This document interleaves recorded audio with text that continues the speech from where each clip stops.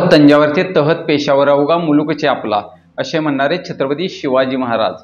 या छत्रपती शिवाजी महाराजांच्या स्वराज्यात अनेक शिलेदार होऊन गेले। सेनापती, अमात्य, डबीर, मुजुमदार असे अष्टप्रधान मंत्रिमंडळ छत्रपतींच्या स्वराज्यात त्यांना साथ द्यायला होते। पण हेच छत्रपतींचं स्वराज्य जाऊन पेशवाई कशी आली हेच आपण आजच्या व्हिडिओमध्ये पाहणार आहोत। त्यासाठी व्हिडिओ शेवटपर्यंत बघा। नमस्कार, मी आशिष। अष्टप्रधान मंत्रिमंडळातील पेशवा हे सर्वात महत्त्वाचं आणि महाराजांनंतर दुसऱ्या नंबरचं पद। महाराजांच्या गैरहजेरीत पेशवे हे स्वराज्याचा राज्यकारभार पाहत असत। राज्याभिषेकाच्या वेळी मोरो त्र्यंबक पिंगळे हे छत्रपती शिवाजी महाराजांचे पेशवे होते। छत्रपती संभाजी महाराजांच्या मृत्यूनंतर छत्रपती राजाराम महाराजांनी जिंजी किल्ल्यावरून स्वराज्याचा राज्यकारभार पाहिला।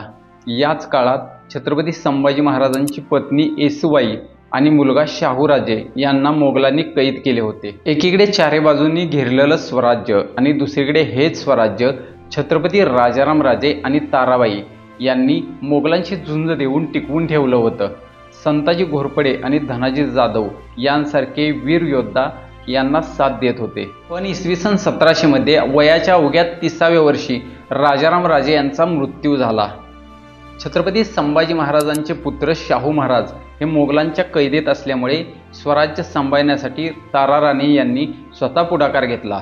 इसवी सन 1700 ते औरंगजेबाच्या मृत्यूपर्यंत म्हणजेच 1707 पर्यंत ताराराणींनी स्वराज्य अबाधित ठेवले। 27 वर्ष प्रयत्न करून देखील औरंगजेब स्वराज्य जिंकू शकला नाही। याचे खूप मोठे श्रेय हे महाराणी ताराराणींना जाते।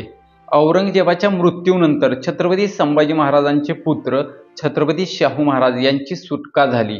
त्यानंतर स्वराज्याच्या सत्ताकरणात खूप मोठी उलथापालथ झाली। स्वराज्याच्या वारसा हक्कावरून शाहूराजे आणि ताराराणी यांच्यामध्ये संघर्ष निर्माण झाला।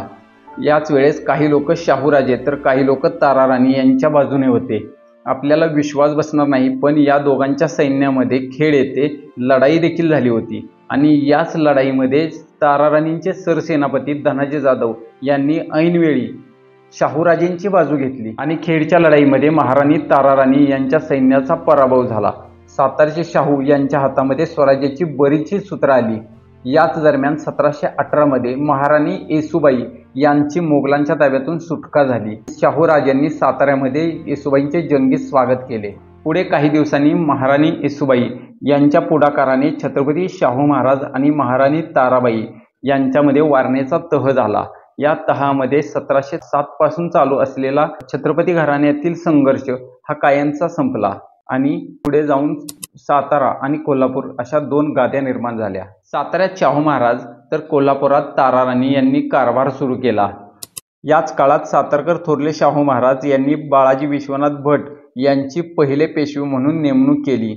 खरं तर पेशवे हे राज्यकर्ते नव्हते, तर ते छत्रपतींचे सेवक होते। पेशवे हे स्वराज्यातील एक पद होते। छत्रपती शिवाजी महाराजांनी अष्टप्रधान मंत्रिमंडळामध्ये पंतप्रधान म्हणून हे पद निर्माण केले होते। पंतप्रधान म्हणजे छत्रपतींच्या गैरहजेरीत राज्यकारभार पाहणारी व्यक्ती। छत्रपती शिवाजी महाराजांच्या काळात पहिले पेशवे होते ते म्हणजे मोरो त्र्यंबक पिंगळे व छत्रपती शाहू महाराजांच्या काळात नेमले गेलेले पहिले पेशवे म्हणजे बाळाजी विश्वनाथ भट। पण शाहू महाराजांच्या काळात पेशवे हे पद वंश परंपरेने भट घराण्याकडेच राहिले। जोपर्यंत छत्रपती शाहू महाराज जिवंत होते तोपर्यंत मराठी सत्तेचा दबदबा होताच। हाच दबदबा बाजीराव पेशवे यांसारख्या महापराक्रमी योद्ध्यांमुळे पुढे कायम राहिला। छत्रपतींचा कारभार पाहत पाहत स्वराज्याची सर्व सूत्रे पेशव्यांच्या हाती कशी आली हे आता आपण पाहूया। 1707 साली छत्रपती शाहू महाराज हे मोगलांच्या कैदेतून सुटून महाराष्ट्रात आले। त्यावेळेस त्यांना राज्यकारभार आणि प्रशासनाचा फारसा अनुभव नव्हता आणि म्हणूनच 1713 मध्ये छत्रपती शाहू महाराजांनी बाळाजी विश्वनाथ भट यांची नेमणूक ही पेशवा म्हणून केली आणि त्यावेळेसच बाळाजी विश्वनाथ भट यांनी कान्होजी आंग्रे यांना शाहू महाराजांच्या पक्षात वळवले। बाळाजी विश्वनाथ यांनी खेडच्या लढाईमध्ये ताराराणींचे सरसेनापती धनाजी जाधव यांना शाहू महाराजांच्या पक्षात वळवले आणि यामुळेच ताराराणींच्या सैन्याचा पराभव झाला होता। त्यानंतर त्यांनी दिल्लीच्या मोहिमेचे नेतृत्व देखील केले होते आणि याच दिल्लीच्या मोहिमेमध्ये महाराणी येसूबाई यांची सुटका झाली होती। बाळाजी विश्वनाथ यांच्याकडे आलेली ही जबाबदारी पुढे 1818 पर्यंत भट घराण्याकडेच राहिली। 105 वर्षाच्या कालावधीमध्ये भट घराण्यातील 7 पेशव्यांनी ही जबाबदारी पार पाडली। बाळाजी विश्वनाथ यांच्या मृत्यूनंतर त्यांचा मुलगा बाजीराव पेशवा यांच्याकडे ही जबाबदारी आली. बाजीराव पेशव्यांनी शाहू महाराजांच्या वतीने राज्यकारभार पाहत पाहत दिल्लीपर्यंत धडक मारली आणि याच काळात शाहू महाराज हे प्रत्यक्ष राजकारणातून हळूहळू बाजूला होत गेले.